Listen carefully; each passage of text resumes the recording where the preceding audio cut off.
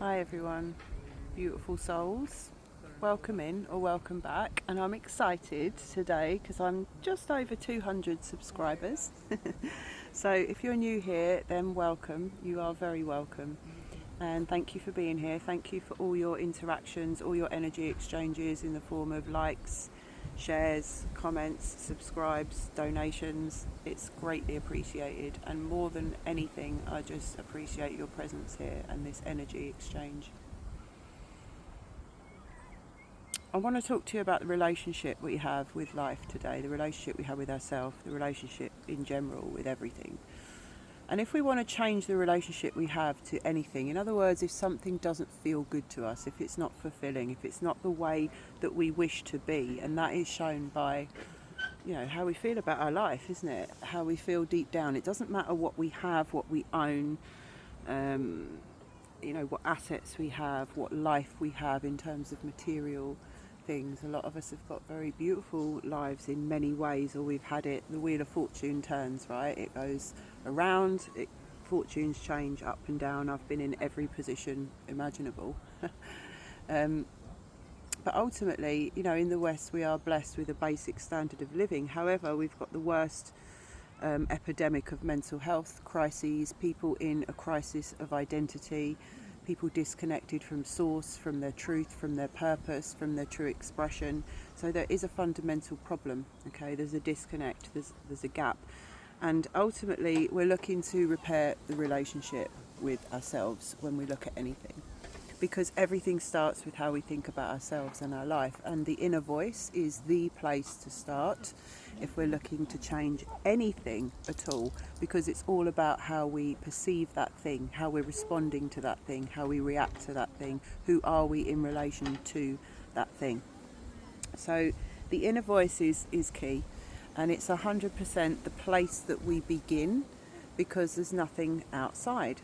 So when we perceive a problem, who are we with that? How do we be with that? When you have or identify a looping thought, and I'll come out now in terms of, I've talked about it before, but I had a chronic OCD problem. I had really bad, like, looping thoughts, racing thoughts, intrusive thoughts, and years ago when I first started working in mental health as well, the whole subject of voices was actually quite taboo. It was almost like there was a lot of stigma and judgment around it, and if you had voices in your head, then there was something wrong with you. You had psychosis. It meant that you had a deeper condition, all this stuff. But in reality, we all have voices in our head. We all have it. It's the voice of our conscience, it's the voice of our higher self, it's the voice of our lower self, it's the voice of our parents, our teachers, all this stuff, our conditioning. So we all have that presence. And who are we that observes that? Who are we that observes how we feel?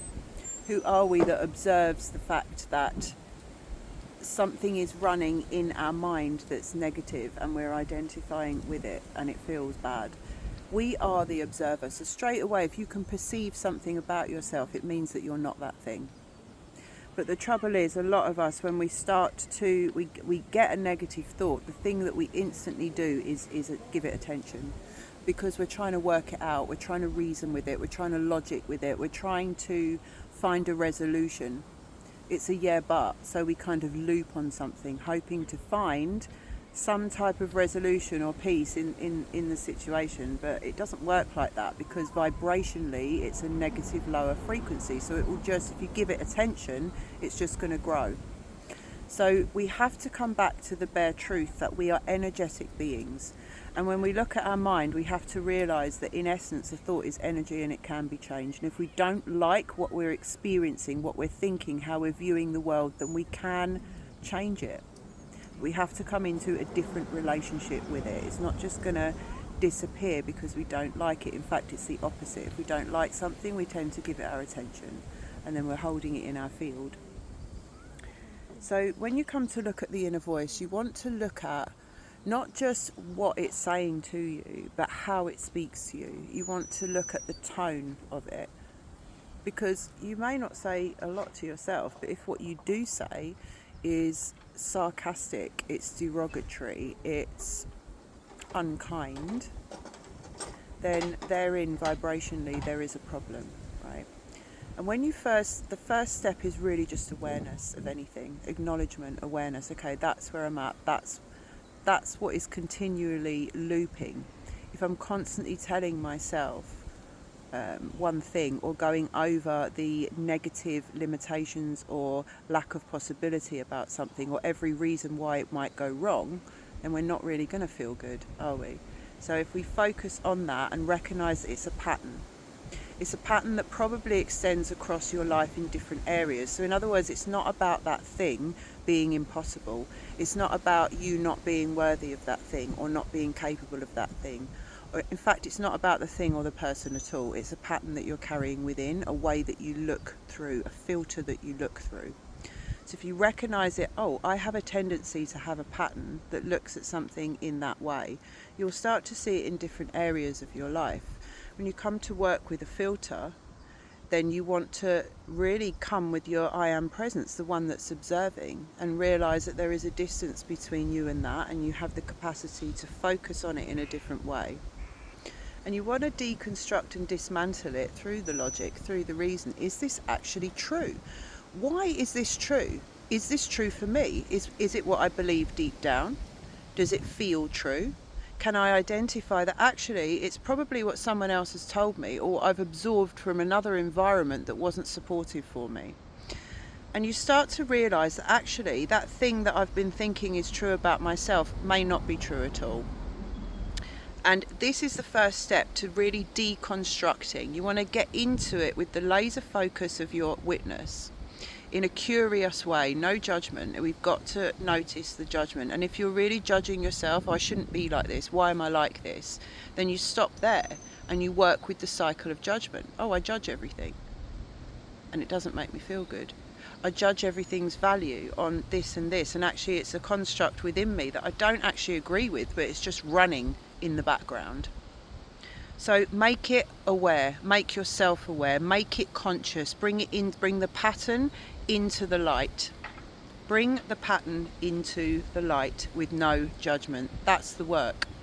Because once you do that, you start to have a choice of whether you actually agree with it or not, whether it's actually something that you wish to give your fuel with your attention, whether it's something you would actually choose, or can I make a different choice? Do I dream a new dream for myself other than the energetic trajectory that I'm currently on?